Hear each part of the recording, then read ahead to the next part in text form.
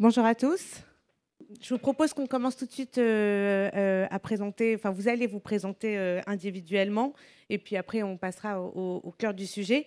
Peut-être Lily, si vous voulez commencer à présenter Encore Store en quelques mots, quelques chiffres. Donc, bonjour à tous, je suis Lily Cadel, je suis Country Manager France chez Encore Store. Et donc Encore Store, on est une marketplace B2B qui met en relation des commerçants indépendants auprès de plus de 30 000 marques européennes à travers 7 différentes verticales. Donc vous avez des marques d'épicerie, de beauté, de décoration, de maison. Et on a été créé du coup fin 2019 par 4 fondateurs qui, à eux 4, ont plus de 20 ans d'expérience dans le milieu du retail, marketplace, e-commerce, les anciens fondateurs de A Little Market qui avaient été rachetés par Etsy notamment. Et donc notre mission chez Encore Store, elle est très simple, c'est de donner des outils technologiques, financiers et logistiques pour permettre aux commerçants indépendants de prospérer et de faire face aux géants du e-commerce. Voilà en quelques mots. Et donc Anaïs de Mano Mano, est-ce que vous pouvez vous présenter ? Bien sûr, bonjour à tous. Anaïs Le Sueur, je suis VP Customer and Strategic Marketing chez Mano Mano. Alors Mano Mano, on a été fondé il y a bientôt 10 ans. On est aujourd'hui la plus grosse marketplace européenne dans le milieu du bricolage, jardin et maison. On est présent dans 6 pays en Europe. On a aujourd'hui 16 millions de références, à peu près 5000 vendeurs partenaires sur la plateforme. Donc voilà, avec un ADN européen très fort, à la fois nos clients évidemment, nos marchands aussi très majoritairement européens, et puis notre équipe, on est implanté un peu partout en Europe. Et voilà, un ADN où on a vraiment voulu faire une marketplace, mais une marketplace qui accompagne le client sur notamment les projets de bricolage qui sont des projets complexes, avec du conseil et des conseillers qui sont à dispo. Et puis on a lancé notre plateforme B2B, donc Mano Mano Pro, en 2019, pour accompagner initialement plutôt les petits pros du bâtiment. Et puis en fait, on a élargi petit à petit à en fait toutes les entreprises qui avaient besoin finalement de se fournir dans nos domaines. Donc ça peut être aussi bien des cafés-restaurants, des industries ou même des agriculteurs. Donc voilà un petit peu pour vous donner l'overview de Mano Mano. Et Mickaël, donc au milieu, parce que justement vous travaillez avec les uns et les autres, est-ce que vous pouvez vous présenter ? Bonjour à tous, donc Mickaël Dessat, je suis Chief Digital Officer chez Alliance Trade, anciennement Euler Hermès. Alors nous, on est un peu plus vieux, on a une centaine d'années, alors j'aime bien dire que ça ne se voit pas trop sur moi encore, heureusement.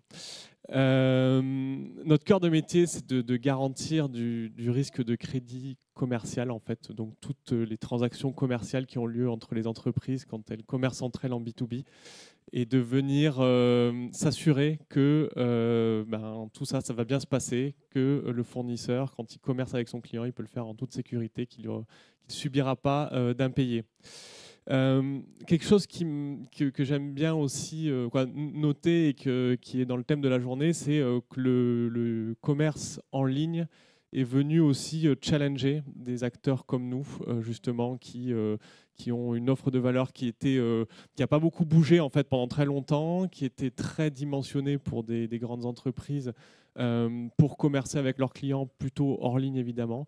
Et en fait, on a dû adapter tout notre mode de fonctionnement pour venir adresser finalement une nouvelle type de clientèle, je dirais, donc des personnes, des acteurs qui commercent en ligne avec des enjeux très différents, de gérer de l'automatisation, de la masse, du flux, donc beaucoup de volume. Donc voilà, je suis très heureux d'être là aujourd'hui avec vous. Une première question, donc plutôt pour les jeunes pousses, après on passera aux centenaires. Anaïs et Lily, vos sociétés sont toutes les deux lancées sur des secteurs qui étaient relativement à la traîne dans le numérique, donc par exemple le commerce indépendant, le bricolage. Avec le recul aujourd'hui, le recul que vous avez, qu'est-ce que vos plateformes ont changé justement sur ces secteurs ? Donc effectivement, Encore Store, on s'est lancé dans le secteur du commerce de gros, le wholesale en anglais, qui est finalement un secteur qui est assez archaïque, En fait, rien que par notre modèle et notre proposition de valeur, il n'y avait pas d'outil en fait, qui existait tel qu'Encore Store, c'est-à-dire un outil qui permette aux commerçants indépendants de s'approvisionner très simplement. Pour vous expliquer un petit peu comment ça se passe dans le modèle traditionnel, je suis commerçant indépendant, disons que je suis une épicerie fine, je veux trouver des nouvelles marques pour mon magasin, je dois me rendre sur des salons, ou alors je cherche sur Instagram ou sur les sites. Enfin, j'avais pas d'outils pour trouver des marques. Une fois que je trouve la marque, il faut que je la contacte, donc il faut que je trouve le numéro. Une fois que je l'ai trouvé, il faut qu'elle m'envoie son catalogue. Une fois qu'elle m'envoie son catalogue, il faut que je m'assure que les prix sont les bons ou qu'il y a le stock est encore disponible. Donc il y avait finalement énormément d'allers-retours avant que le commerçant puisse passer une première commande. Et une fois que je passe la commande, la marque qui ne me connaît pas encore va me demander un prépaiement, donc un paiement généralement avant de m'envoyer la marchandise. Elle va me demander un minimum de commande qui est assez important, donc parfois jusqu'à 500, 1000 euros. Donc ça peut faire beaucoup si je suis une petite épicerie fine. Et puis enfin, après, je dois attendre un certain temps avant d'être livrée. Donc tout ça, c'est des challenges auxquels on a vraiment voulu répondre en créant Encore Store. Et donc pour vous expliquer un petit peu en quelques lignes notre proposition de valeur, donc côté commerçant aujourd'hui, toutes les marques sur Encore Store sont au même minimum de commande, c'est-à-dire 100 euros. Et ça, c'est absolument inédit dans un secteur où je devais me souvenir entre chaque marque quel est le minimum de commande de telle marque. Et là, aujourd'hui, toutes les marques sont à 100 euros. Donc, ça permet à des commerçants de ne pas se surstocker en magasin, de pouvoir tester des marques très facilement, voir si ça leur plaît. Et d'ailleurs, on voit que notre panier moyen n'est pas à 100 euros. On est à un panier moyen par marque qui est autour de 300 euros et multi-marques, puisque l'avantage d'Encore Store, c'est aussi de commander auprès de plusieurs marques qui va jusqu'à 700, 800 euros. Donc voilà, donc ça c'est vraiment inédit, c'est les 100 euros de minimum de commande. Et le deuxième point qui est hyper attrayant pour un commerçant sur Encore Store, et ce qu'on est venu du coup challenger un peu dans cette industrie, c'est cette flexibilité de paiement.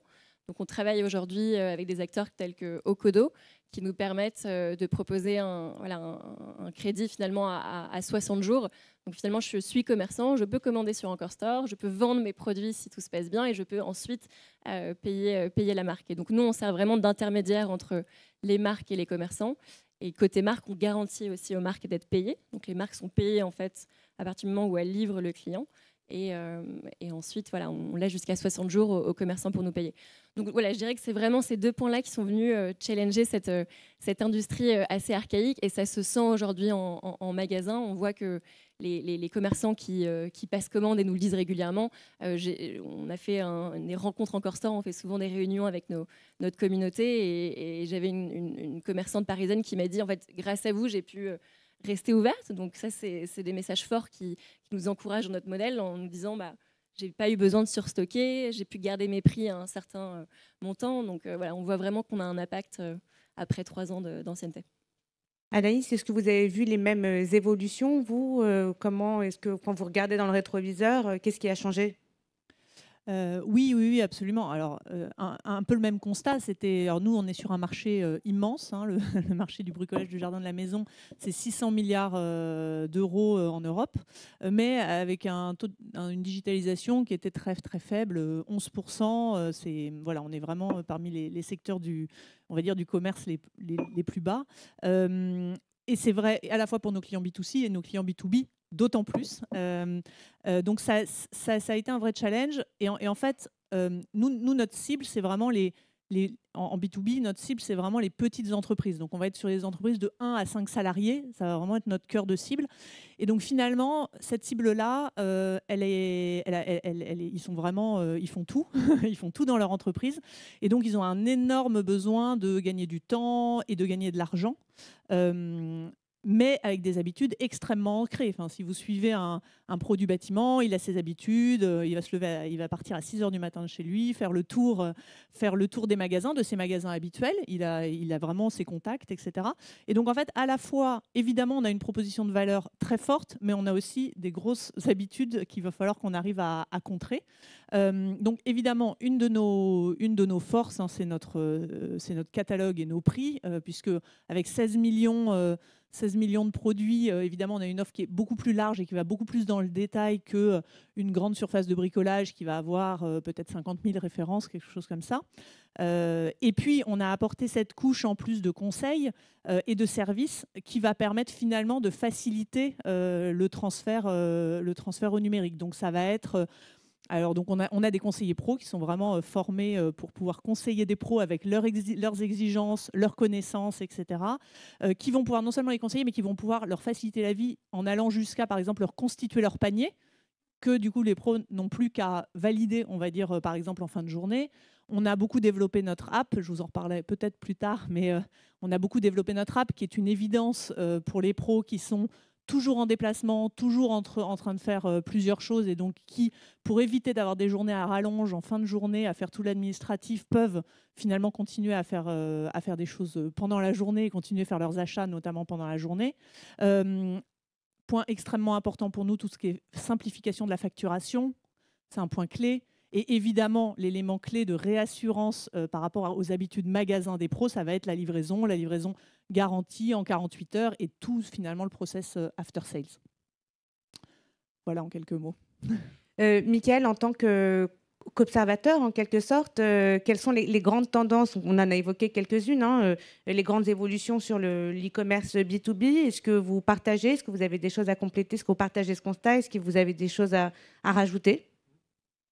Oui, alors même au-delà de tout ce qui a été dit et par rapport même aux échanges de ce matin, en termes de quelques chiffres peut-être que je partage aussi des autres présentations, c'est que on voit qu'il y a une croissance forte encore du e-commerce B2B. Des quelques chiffres de AFEVA, des Statista, c'est 40% prévu de croissance de volume d'ici à 2025. C'est un acheteur sur 3 qui achètera d'ici là directement donc sur un site auprès de son fournisseur en ligne. Et c'est vrai que le B2B, et je discutais avec un économiste encore hier qui me parlait du ralentissement, en tout cas qu'il observait que côté B2C, il n'y avait plus forcément la croissance qu'on observait ces dernières années où ça avait vraiment explosé. Mais côté B2B, en fait, ça a un peu de retard et ça ne ralentit pas. Donc, on voit qu'il y a une vraie dynamique, un enclenchement des entreprises à aller commercer en ligne. Et je pense que, pour rejoindre ce que vous disiez, ça se traduit aussi par des acteurs qui adaptent leurs services. En fait, c'est-à-dire que les e-commerçants ou les sociétés qui se mettaient à commercer en ligne, soit elles avaient une vraie volonté stratégique d'aller commercer en ligne il y a quelques années, mais aujourd'hui, ça devient, je dirais, de plus en plus facile d'aller ouvrir ce nouveau canal de distribution. Parce qu'on a des acteurs qui proposent finalement différents types de services qui sont de plus en plus faciles à intégrer, de plus en plus disponibles. Donc on l'a vu au travers des CMS qui permettent donc de construire une plateforme, qui vont embarquer différents types de prestations, que ce soit dans la logistique, dans la partie catalogue produit, dans le paiement, dans l'assurance des paiements et des garanties qu'il y a derrière. Tout ça se digitalisant, ça devient plus facile finalement de mettre tout ça en place quand on vend directement. Et la marketplace finalement accélère encore plus cette partie-là, puisque une fois que tous ces services ont été connectés par un opérateur, ça permet à des sociétés qui n'ont pas forcément la vocation, la velléité à investir massivement là-dedans, de venir commercer en bénéficiant de tous ces services finalement en quelques clics en tant que marchand, de venir souscrire à vos offres, finalement vos propositions de valeur, de venir commercer sur vos plateformes pour bénéficier de toute cette digitalisation, tout ce parcours et de toucher aussi plus largement des acheteurs. Voilà.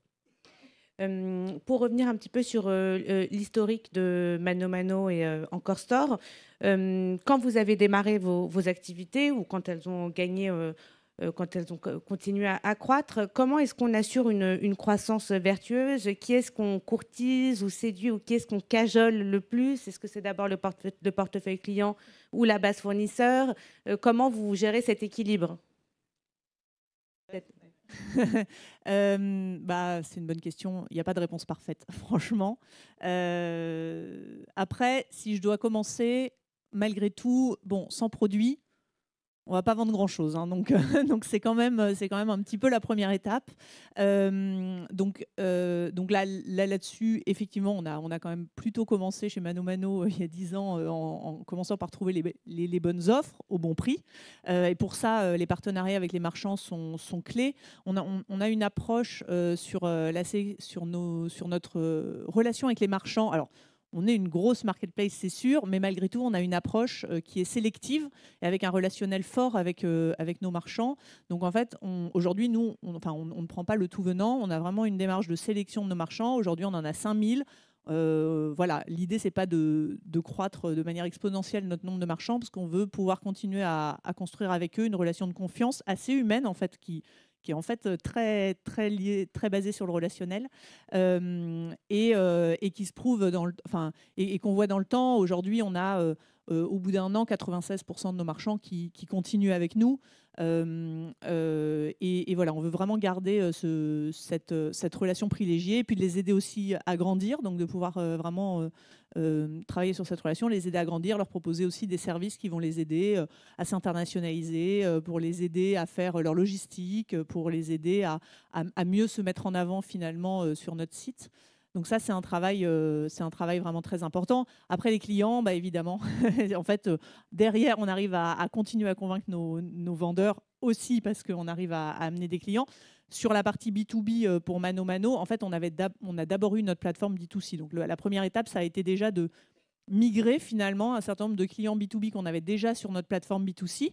Et en les faisant migrer, en fait, on a créé de la valeur, parce qu'en leur proposant tous les services dédiés au B2B, finalement, on a réussi à les faire croître. Et puis aujourd'hui, on continue évidemment à profiter de la puissance de notre site B2C, mais aussi à aller acquérir des clients B2B en direct, en externe. Et voilà. Et aujourd'hui, on a une dynamique qui est très bonne. On a à la fois une bonne acquisition. Si on reparle des artisans, on a aujourd'hui un artisan sur 4 en France qui est client chez Mano Mano. Et puis, on arrive à aussi bien maintenant passer sur une dynamique de fidélisation. On a plus que doublé notre nombre de clients loyaux l'année dernière. Donc voilà, c'est vraiment les deux, malheureusement. Lily, effectivement, entre la poule et l'œuf, qu'est-ce qu'on privilégie? Je rejoins effectivement Anaïs, sans produit, il n'y a pas vraiment de marketplace qui peut exister. Mais nous, on s'est créé il y a 3 ans. Et donc, il y a 3 ans, on était en plein Covid. Donc, en fait, on a été un petit peu contraints aussi, finalement. Les magasins étaient fermés de se focaliser sur l'offre. Donc, on a vraiment passé les premiers mois, si ce n'est la première année, vraiment à construire une offre qui soit la plus intéressante possible pour nos commerçants. Et d'ailleurs, on fait partir tous les mois un product market fit auprès de nos commerçants. Et ce qu'ils nous demandent d'ailleurs encore aujourd'hui, c'est on veut plus de marques. Il y a encore trop de marques qu'ils achètent en direct et ils veulent tout acheter sur Encore Store. Donc c'est vraiment, ça a été l'enjeu principal, c'est de construire une offre qui soit la plus exhaustive possible à travers 7 verticales, comme je vous le signalais. Mais je suis d'accord avec toi, Anaïs, sur le fait qu'on a une sélection de produits qui est quand même qualitative. Donc aujourd'hui, on accepte 50% des marques uniquement qui candidatent sur Encore Store. Du coup, on a différents niveaux d'acquisition de nos marques. Vous avez des marques qui candidatent, donc de l'inbound. Vous avez l'outbound, donc des commerciaux qui vont chercher des marques. Et ensuite, on a un 3e modèle qui est un modèle de référal, donc de parrainage de nos commerçants qui viennent nous recommander des marques qui sont... on le sait, des marques qui vont fonctionner puisqu'elles sont recommandées par au moins une de nos boutiques. Donc voilà, donc ça a vraiment été la première étape. Et puis la deuxième étape qu'on a enclenchée finalement assez rapidement, c'est qu'on a été assez agressif aussi sur les partenariats des marques auprès des boutiques. Donc on a un modèle de parrainage où en fait on finance un bon d'achat qu'on donne aux marques, qui aujourd'hui, du coup, qui à l'époque était 300 €, aujourd'hui est 200 € et qui permet du coup à des marques de ramener des boutiques sur Encore Store. Et ça, aujourd'hui, 60%, donc je parle pour la France, mais 60% des commerçants qu'on a acquis en France sont via ce modèle de parrainage. Donc ça a été extrêmement bénéfique pour nous, surtout du fait que c'était un modèle qui n'existait pas auparavant. On a vraiment acquis une majorité de nos clients comme ça. Donc ça a été vraiment cette première phase-là. Et aujourd'hui, on est effectivement, comme le citait Anaïs, sur une phase plutôt de fidélisation, de consolidation. On voit qu'on est sur un modèle qui fonctionne bien aujourd'hui. Plus de 60% des boutiques qui ont passé une première commande sur Encore Store reviennent passer une commande dans les 3 mois suivants. Donc c'est positif après 3 ans. Et voilà, on est vraiment sur cette phase de consolidation. Donc pour répondre à votre question, je pense qu'il faut jouer sur les 2 tableaux, mais toujours sonder ses clients, voir ce qu'ils recherchent. Aujourd'hui, notre product market fit nous montre qu'on a quand même un nombre de marques conséquents, mais qu'il faut continuer à aller en chercher. Donc là, typiquement, un de nos enjeux, c'est d'aller chercher des marques qui sont extrêmement qualitatives pour nos clients. Mickaël, une fois qu'on a réussi à hameçonner son fournisseur, il est dans la maison, il a passé le pas de la porte. D'abord, comment est-ce qu'on simplifie, sécurise? Qu'est-ce qu'on peut lui offrir pour réussir à justement à le garder et pas qu'il aille voir ailleurs? C'est une bonne question. Déjà, juste peut-être pour ce que disaient Anaïs et Lily, je partage dans tous les projets marketplace qu'on a pu accompagner, les principaux enjeux des opérateurs, au départ en tout cas, c'était de trouver les bons vendeurs pour lancer, avoir la bonne offre, et ensuite, évidemment, les acheteurs viennent une fois qu'on a le bon panel de vendeurs sur la plateforme.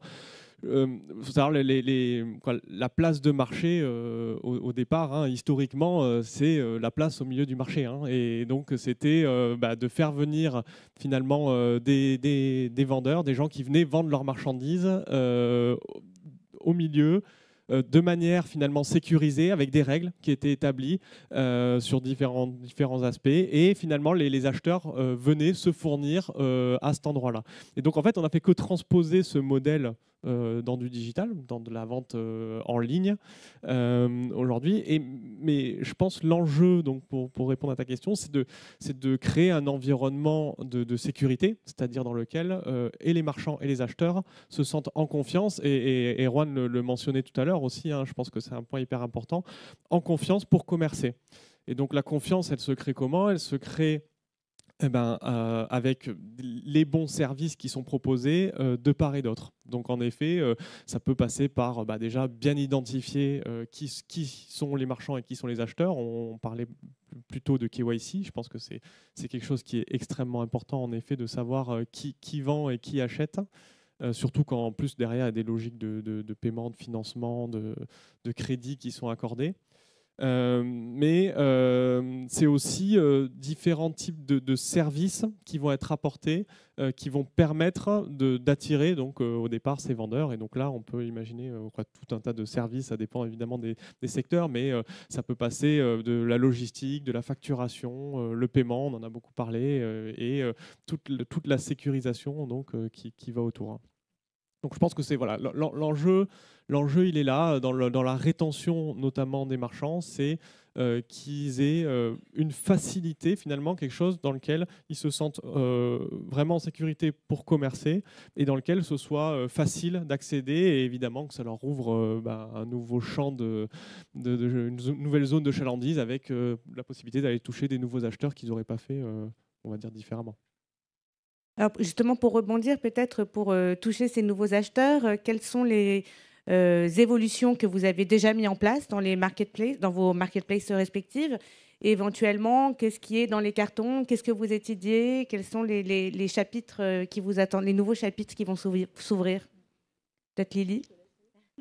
Très bien. Nous, comme je l'ai mentionné, on a 3 ans, donc on a connu déjà chaque mois est une évolution. On a un channel Slack pour ceux qui utilisent Slack, où tous les jours il y a des évolutions produits qui arrivent. Donc l'évolution, voilà, ça arrive très vite. Moi, je suis arrivée il y a 3 ans, on était 10, donc c'était une toute autre entreprise.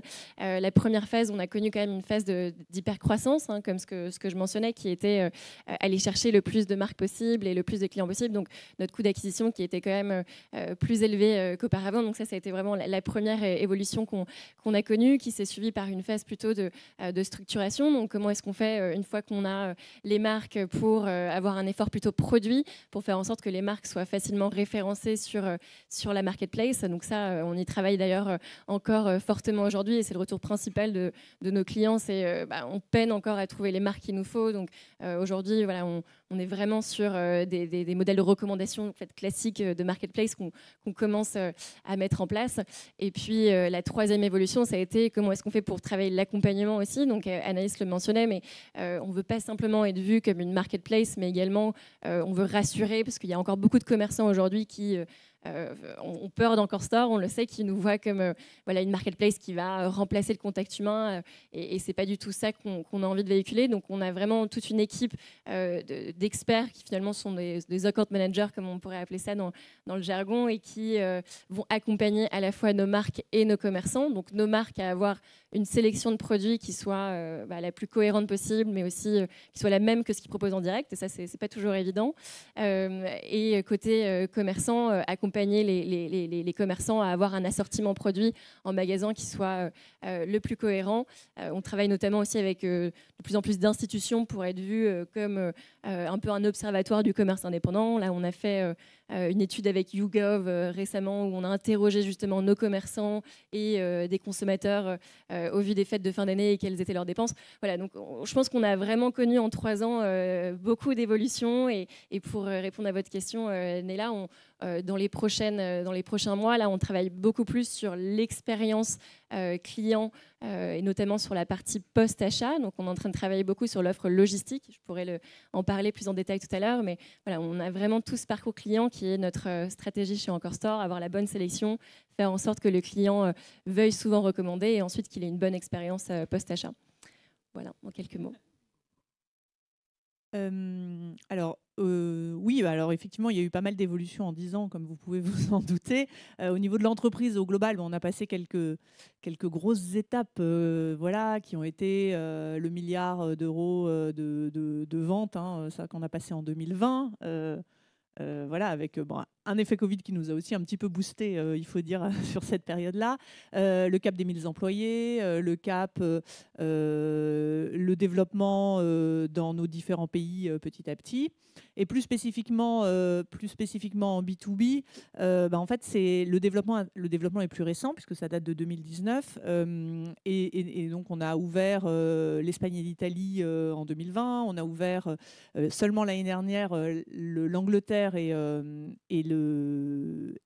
l'Allemagne, pardon. Donc voilà, tout ça c'est encore très récent, donc on a encore pas mal de travail devant nous de ce point de vue-là. Ensuite, on a une super dynamique, hein. On a fait une croissance à 3 chiffres l'année dernière. Et les sujets sur lesquels on est en train on se focalise là vraiment, on travaille évidemment beaucoup sur notre expérience client. Et c'est très important pour nous d'impliquer beaucoup nos clients, et en particulier sur le B2B, parce qu'il y a beaucoup de spécificités. Donc on les interroge, on fait des études, ça de manière régulière, mais aussi on va impliquer dans les tests de nouvelles fonctionnalités pour savoir finalement qu'est-ce qui correspond le mieux à leurs besoins. On va travailler vraiment sur la facilité d'expérience d'achat, comment est-ce qu'on réachète plus facilement quand on a des habitudes d'acheter régulièrement le même produit, comment est-ce qu'on va tout faire en un clic, comment est-ce qu'on va avoir la livraison et l'expérience post-sales, tout ce qui est après-vente, la plus fluide possible pour vraiment travailler sur cette expérience et cette réassurance. Un de nos axes de développement très fort, c'est l'application mobile, hein, qui a, disons que sa part a doublé dans nos ventes cette année. Donc ça commence à prendre un essor vraiment important et on voit que c'est un vrai facteur de fidélisation. C'est-à-dire qu'en fait, les clients, quand ils passent sur l'app, on voit tout de suite que leur fréquence et leur panier moyen augmente. Le panier moyen augmente de 50%, par exemple.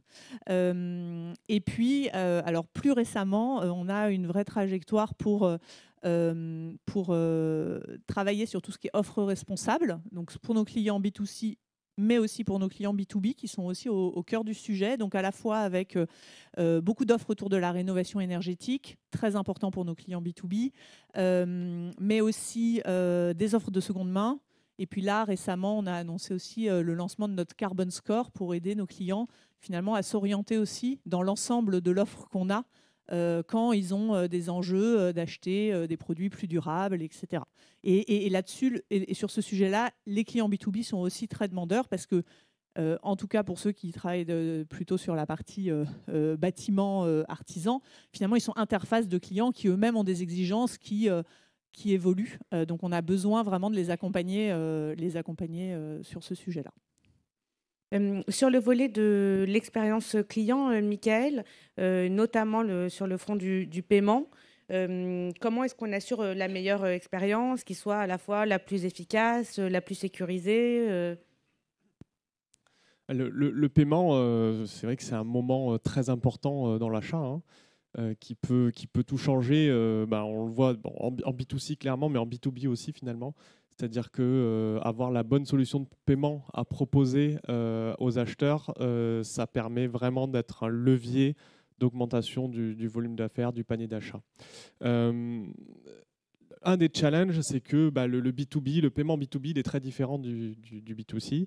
Et les acheteurs entreprises, ils ont l'habitude de payer à crédit. Clairement, peut-être juste un chiffre que nous on manipule au quotidien, c'est le crédit interentreprise en France, c'est 700 milliards d'euros de volume de transactions par an. C'est 3 fois supérieur au crédit bancaire court terme. Donc en fait, c'est le premier levier de financement des entreprises entre elles. On l'a mentionné, je crois que ça a été mentionné un peu avant, donc ça, je le confirme bien. Maintenant, c'est comment est-ce que cette manière d'octroyer du crédit qui est très historique et traditionnelle, comment il se transpose dans la vente en ligne, dans une marketplace au moment du paiement. Et donc, l'enjeu, c'est évidemment d'apporter toute cette expertise, toute cette capacité à opérer ce crédit de manière quasi instantanée, fluide, dans des nouvelles méthodes de paiement. Derrière, c'est de l'analyse de risque. Nous, derrière, ce qu'on fait, c'est qu'on délivre des couvertures d'assurance, évidemment, pour couvrir ce risque de crédit. Et ensuite, on fait la partie recouvrement en cas d'impayé. Donc tout ça, on a dû le digitaliser et l'intégrer dans cette nouvelle manière de commercer. Pour ce faire, parce que on n'est pas des spécialistes du paiement, nous, donc on s'est aussi associé avec des gens qui sont des spécialistes de ça.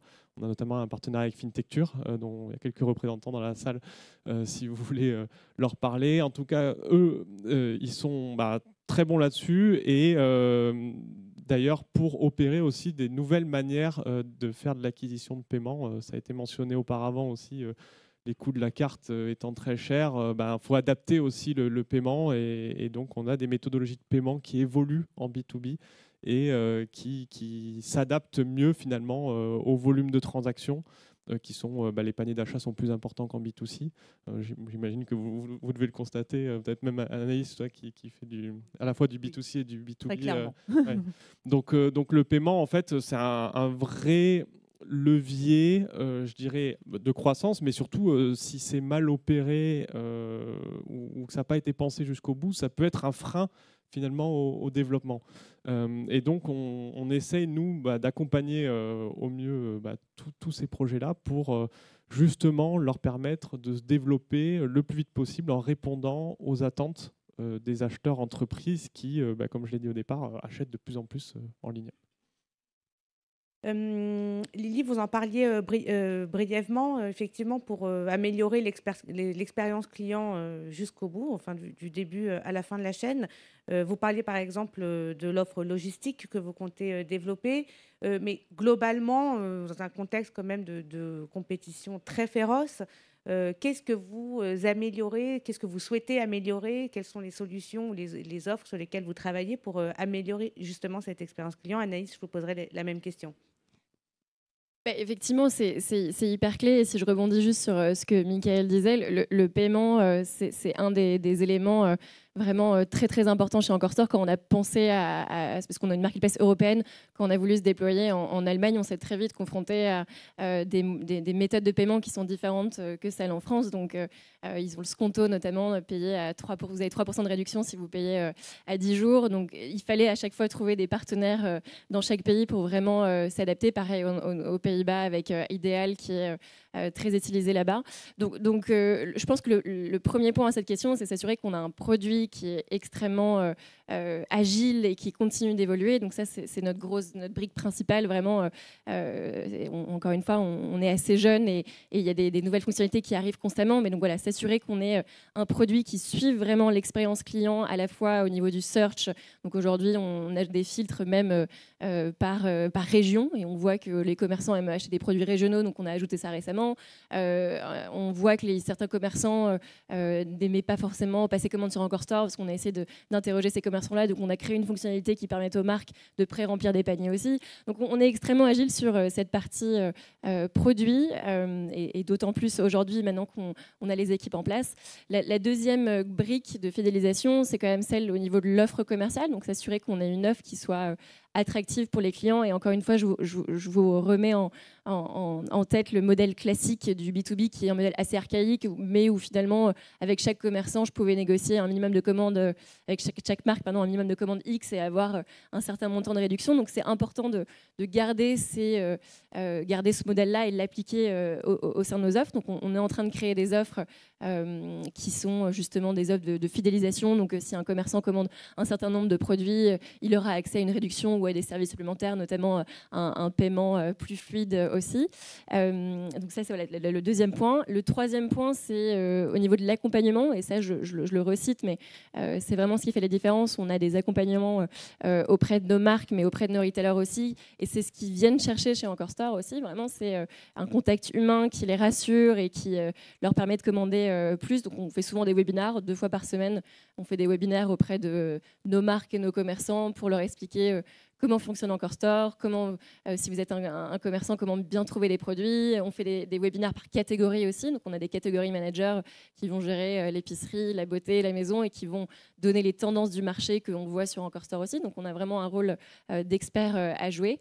Et puis enfin, par nos marques, on fidélise aussi beaucoup nos clients comme ça. On voit de plus en plus de marques qui ferment leur site B2B au profit d'Encore Store, puisque voilà, vous avez finalement un gain financier assez intéressant. On a des fonctionnalités qui sortent toutes les semaines et qui permettent finalement à des marques de plus investir dans leur site B2B, mais de tout passer sur Encore Store. Et on voit que c'est une dynamique qui est de plus en plus utilisée. Voilà, je dirais ces 4 points-là. C'est vraiment génial de réussir à faire en sorte de générer sa propre digitalisation, c'est-à-dire que les commerçants recommandent les marques les commerçants. Franchement, c'est un beau modèle.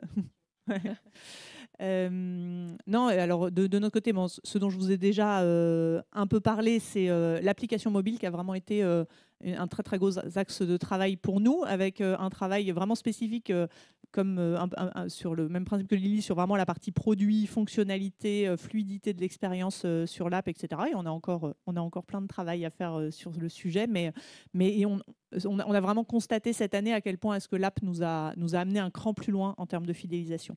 L'autre élément, c'est que l'année dernière, on a aussi lancé un nouveau programme de fidélité. Alors, on avait déjà un proto-programme de fidélité, on va dire. Et donc là, on a lancé un programme de fidélité un peu plus structuré, avec notamment différents niveaux de fidélisation en fonction des clients, parce qu'on a des clients très différents. On a des clients qui vont faire 30, 40, 50 achats par an, et puis on a des clients qui restent qui ont moins de besoins et qui vont faire on va dire une dizaine d'achats par an. Donc voilà, on avait besoin de s'adapter à tout ça, et on n'en est qu'au premier résultat, mais on est déjà très content parce qu'on voit qu'on arrive à la fois à activer nos plus loyaux, mais aussi nos clients occasionnels. Et c'est un de nos objectifs de se dire que si finalement ce n'était pas juste un programme de fidélité pour les entreprises qui étaient déjà de plus grosse taille et avec un très très fort, une très très forte portefeuille chez nous. Donc voilà, ça c'est un élément qui a été très important. Et ensuite, je vous rejoins tous les deux complètement sur l'importance du paiement et on va dire des services en général. Le paiement, c'est une étape clé et pour le B2B, beaucoup plus encore que pour le B2C. Mais tout le service, tous les services tout au long de la chaîne, du paiement jusqu'à l'after sales, vraiment la partie post-achat, chez nous aussi, c'est vraiment un énorme élément de réassurance parce que le pro a besoin de s'assurer qu'en fait tout va bien se passer et que si jamais il y a quoi que ce soit, Mano Mano va être là, qu'on va l'aider à régler son problème et qu'il ne va pas avoir de répercussions sur son client final notamment. Donc voilà, ça c'est des choses sur lesquelles, donc comment est-ce qu'on arrive à avoir une expérience beaucoup plus proche, plus personnalisée, comment est-ce qu'on lui apporte de la réassurance, et puis au milieu de tout ça, la livraison, voilà, encore une fois, ça, étape extrêmement clé dans l'expérience client, s'assurer qu'on est en temps, en heure, qu'on propose différentes options de livraison qui vont répondre aux besoins du pro. Donc voilà, en quelques mots, un peu les éléments qui font la différence aujourd'hui. Peut-être qu'on peut commencer à conclure, Mickaël, après tout ce qu'on a entendu. Comment est-ce que vous voyez l'e-commerce B2B évoluer si on est sur une vision un petit peu plus prospective, peut-être à 5 ou 10 ans? On a fait le bilan sur les tendances qui ont émergé. Qu'est-ce que vous voyez émerger à l'avenir? 5-10 ans, on vendait beaucoup là. Sortez votre boule de cristal. Oui, alors si je l'avais seulement.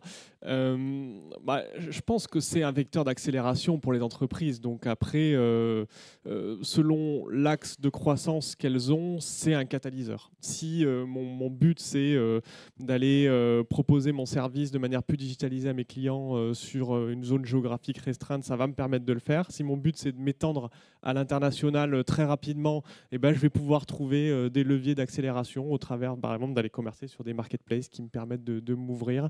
Et encore une fois, qui me permettent d'aller commercer avec des acheteurs que je ne connais pas très loin, en me proposant, moi, en tant que marchand, tous les services dont j'ai besoin pour aller le faire. Donc, voilà, c'est quelque chose qui va aider les entreprises à se développer, à commercer entre elles. Donc pour moi, voilà, c'est un super levier, en tout cas, sur lequel nous, on veut accompagner, accélérer et qu'on observe tous les jours. Et Lily et Anaïs aussi, vous avez parlé de beaucoup de projets, l'international, la logistique, etc. Alors peut-être pas 5 ou 10 ans parce que ça a l'air compliqué, mais 1 an ou 2 ans, qu'est-ce qui est à l'étude ou qu'est-ce qui est imminent? Je vais un petit peu me répéter, mais on a nous, dans les gros axes de travail. Alors, il y a une partie dont j'ai moins parlé, qui est la partie logistique, où effectivement, aujourd'hui, nous, on a une offre de fulfillment, donc avec des entrepôts qui permettent, où on peut stocker pour nos marchands et livrer pour nos marchands. Donc, ça c'est vraiment quelque chose sur lequel on veut appuyer parce qu'à la fois c'est un excellent service pour les marchands et ça nous permet vraiment d'améliorer l'expérience client. On le voit dans la mesure de notre NPS. Et voilà, donc tout ce qui va dans le sens de la satisfaction client et donc de la fidélisation de nos clients, ça nous intéresse vraiment de le faire croître. L'application mobile, comme je vous disais. Toute la partie offre responsable, rénovation énergétique, c'est un très gros axe de travail pour nous.